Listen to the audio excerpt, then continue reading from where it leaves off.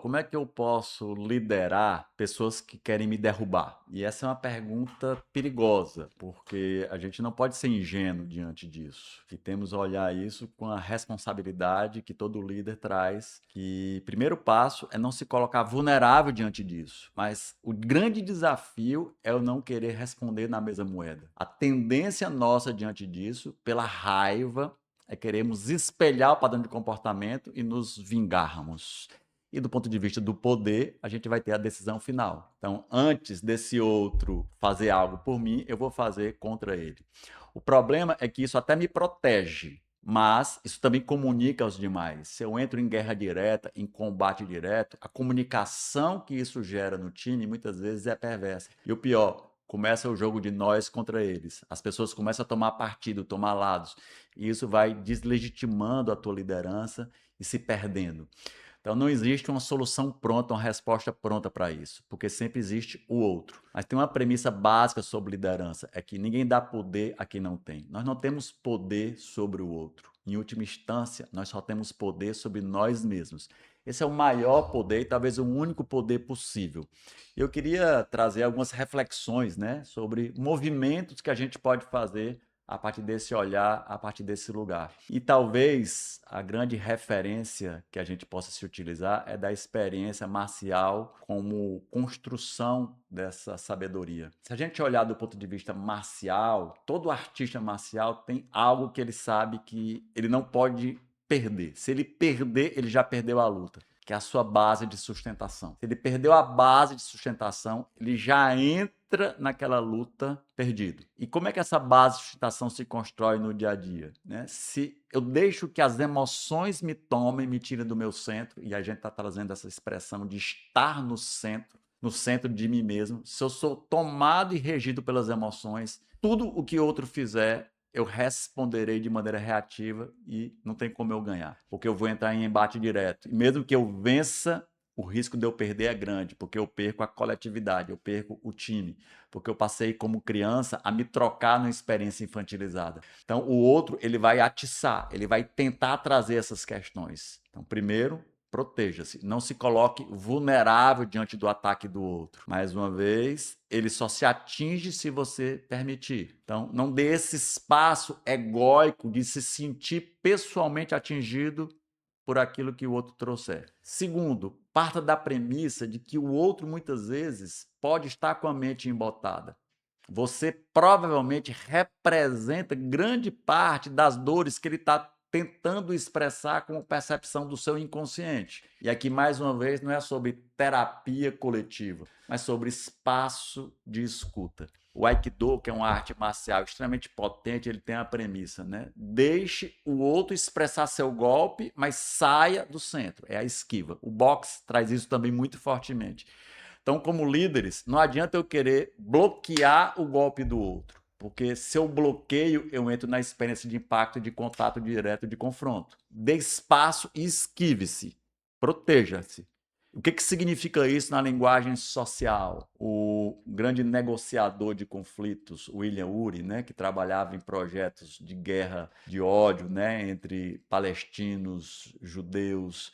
Então, um cara que entende a arte da negociação como premissa valiosa desse caminho de encontro, ele dizia: coloque o peixe na mesa. O que é o peixe? Né? Se você esconder o peixe embaixo do armário, ele vai feder. E às vezes ele já está fedendo, já está estragado. Então coloque o problema na mesa, mas não faça do outro um problema e não entre em defesa das suas verdades de forma da experiência do confronto direto.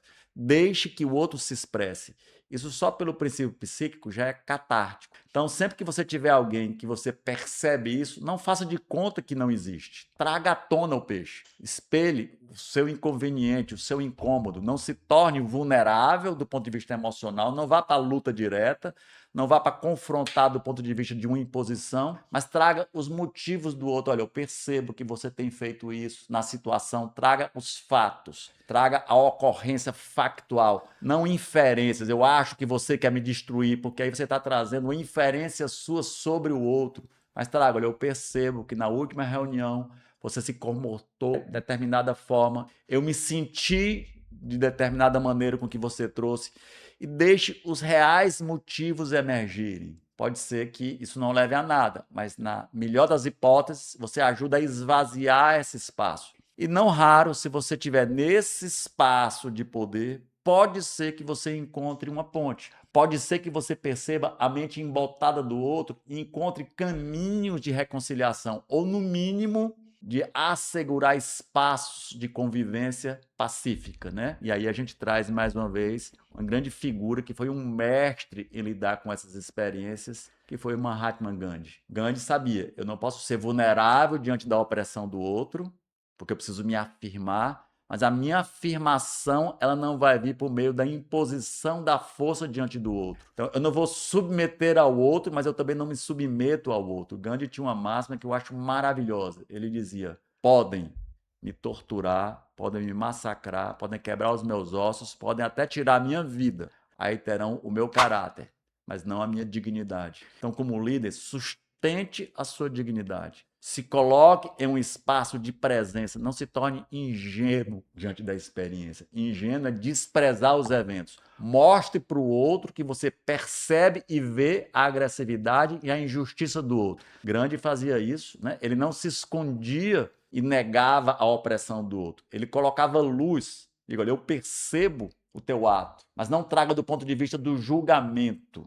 Traga do ponto de vista da expressão da percepção e dê espaço para que esse outro possa construir o significado daquilo, trazer as suas dores, trazer os seus motivos. E pode ser, quando eu digo pode, não necessariamente as pontes vão ser possíveis, pode ser que você encontre um espaço de respeito. E respeito não significa necessariamente servidão, não significa necessariamente negação. Mas até entre inimigos é possível se respeitar. E aí o outro nos respeita por nossa força, não por nossa valentia. Força é coragem. Coragem de eu expressar e estabelecer limites claros, onde essas regras precisam ser colocadas como expressão saudável. Até no espaço da guerra, os opositores se respeitam por essa expressão de sustentação da minha verdade, delimitando esse passo de construção. Agora, se eu entro em guerra direta, e a gente vê isso normalmente, né, nas relações entre nações, né, quando um desrespeita a trégua e aí o outro volta a tirar de volta, e aí os espaços de construção pacífica vão se perdendo. Então a postura é: parta desse centro pacífico. Eu não quero guerra, mas eu não me coloco vulnerável diante da opressão do outro. Eu vou estabelecendo a construção e não raro, na minha experiência, você pode desestimular o outro a essa onda de ataque e às vezes o outro está num sentimento equivocado de que você foi responsável por algum equívoco na natureza da percepção da vida dele, porque às vezes você representa, né, a empresa, às vezes você representa dilemas que ele precisou viver e não raro ou eventualmente você pode ter cometido algum equívoco sem se dar conta que gerou nele esse sentimento de injustiça e deliberou ataques, muitas vezes reativos. Então, esse espaço do encontro não é um espaço de vulnerabilidade. Pelo contrário, é um espaço de fortaleza. Por meio dele é possível a lógica do desarmamento, mas não como espaço de debilidade, onde eu deixo que o outro faça os seus ataques sem me colocar como consciência presente do meu poder pessoal. E poder pessoal é firmeza. Base é não deixar que minhas emoções me tirem do meu centro e espelhem padrões de comportamentos, muitas vezes, que eu venha me arrepender depois.